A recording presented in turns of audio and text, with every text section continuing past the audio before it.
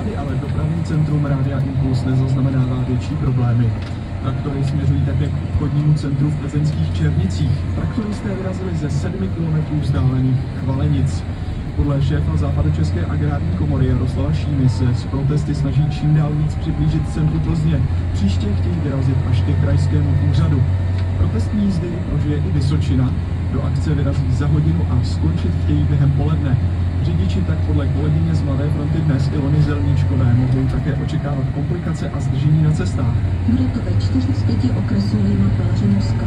V každém se má zapojit do jízd až 60 kusů techniky. Nejmořské potkáme mezi Terčí, Křižovkou, Kasárny a Jihlavou. Hlavničkové produkty se budou vozy sjíždět ze všech směrů a následně pojedou po obchvatu. Také do Třebíče budou směřovat po hlavních příjezdových trasách. Ježděři nad Sázovou budou traktory komplikovat dopravu nad kulturním městem a v 11 hodin tam zeměděl si předají zástupcům radnice 200 kg mouky, kterou pak věnují potravinové bance Vysočina. Chtějí tím upozornit na vysoký objem dovozu obilovin ze zemí třetího světa. Z Vysočiny pro Radio Impuls Ilona Zelníčková, Dnes. Firmy a podnikatelé mohou žádat o dotace na elektroauta. Stát nevyčlenil 2 miliardy korun. Podmínkou je pořídit si vůz na úvěr se zárukou Národní rozvojové banky. Stavu až 200 000 teď mohou získat firmy, které si pořídí elektrické osobní auto. O 100 000 vyšší je pak dotace na vozy s vodíkovým pohonem. A příspěvek mohou podnikatelé využít i na nákup menších nákladních aut i dobíjecích stanic. V prvním měsíci se podle zástupce ředitele Národní rozvojové banky Eliáše očekává až 13 žádost. Soud v Lounech se začne zabývat případem 3 vychovatelek ze Žadce. Ty jsou obviněné z ohrožování výchovy dítěte. V případě prokázání viny ženám hrozí až 5leté vězení. Podle obžaloby týrali po 3 roky 11 dětí v jeslích. Podle policie je po delší dobu nepřiměřeně trestali a třeba jim i odpírali jídlo. Mladá fronta dnes loni v dubnu psala o tom, že ženy děti byly přes hlavu, tahali je za uši, za vlasy, nechávali je hodiny v mokrých plenkách a jednu z dětí údajně zavřeli do malé místnosti, když plakalo. Na policii se obrátila bývalá zaměstnankyně jeslí, která vše natočila a pak šla ohlásit. Hokejisté Sparty si mohou zajistit postup do semifinále playoff extraligy. V sérii s Libercem vedou po včerejší výhře 5-3 už 3-0 na zápasy a bílí tygři budou ve druhém utkání na svém ledě odvracet konec sezóny. Čtvrtým zápasem pokračuje i duel Hradce Králové s Pardubicemi. Domácí Mountfield včerejším vítězstvím 2-1 po samostatných nájezdech snížil stav série na 1-2. V Liberci se začne 4. utkání čtvrtfinálové série hrát v 17 hodin. Východočeské derby bude pokračovat od 18. No a na Impulzu startuje narozeninová hodinka, neprok za rokem. Pro dnešek máme rok 2017. Zkuste zavzpomínat, co se ten rok u vás událo. Pište mi na WhatsApp, číslo je 605 222 007. Stejné číslo je i pro SMSky. Těším se na to, teď Marek Ztracený. Radost ze života už 25 let.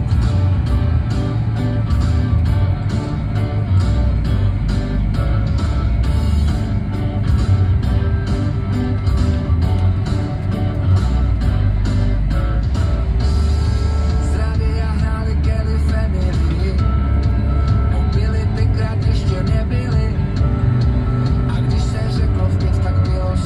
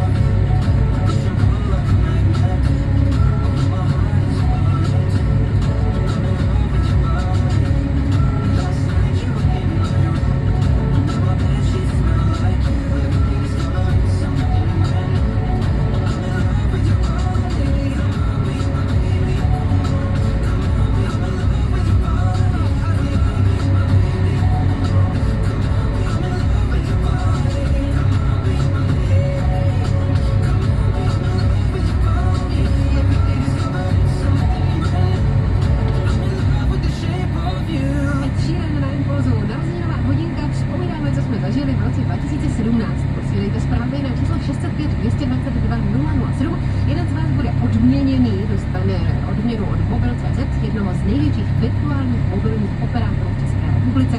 Vzpomínáme nejenom díky vašim zprávám, ale taky díky muzice, takže i tahle následující pecka od Činesek je z roku 2017. Potkal jsem tě zase po letech, byla si krásnější, než jsem si tě pamatoval. Povídali jsme si o dětech, trochu jsem přeháněl, trochu se naparoval. Chtěla si týpka z lepší rodiny a celý večery tvrdila mi, kde si co si slyšela tikat sluneční hodiny a měla dokonalej přehled o tom, co se musí.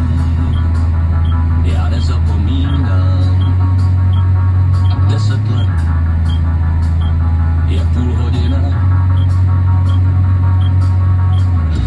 Mám chuť řvát jak na lesy, že mám pro tebe postel z nebesy. Mám chuť řvát jak na lesy, že mám pro tebe postel z nebesy. Pořád schovanou během zlomků vteřiny, celý svět byl na ruby a mě hlavou proletěly peřiny a já v tu chvíli ztratil budoucnosti paměť.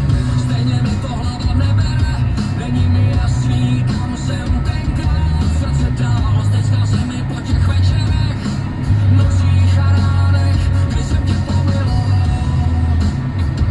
Já nezapomínám 10 let, jak půl hodina. Mám chuť znát jak na lesy, že mám pro tebe postel z nebesy. Mám chuť znát jak na lesy, že mám pro tebe postel z nebesy. Pořád schovanou. Někdy se to prostě povede, stačí vteřina a je jasný, co bude dál. Zabiješ mě jedním pohledem a já nikdy nezapomínám. Někdy se to prostě povede, stačí vteřina a je jasný, co bude dál. Zabiješ mě jedním pohledem a já nikdy nezapomínám.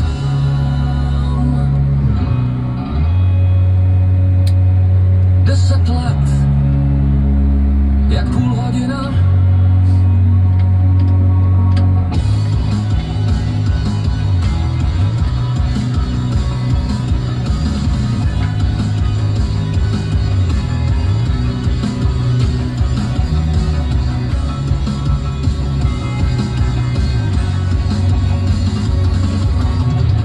Někdy se to prostě povede, stačí vteřina a je jasný, co bude dál. Zabiješ mě jedním pohledem a já nikdy nezapomínám. Někdy se to prostě povede, stačí vteřina a je jasný, co bude dál. Zabiješ mě jedním pohledem a já nikdy nezapomínám. Potkal jsem tě zase po letech, byla si krásnější, než jsem si tě pamatoval.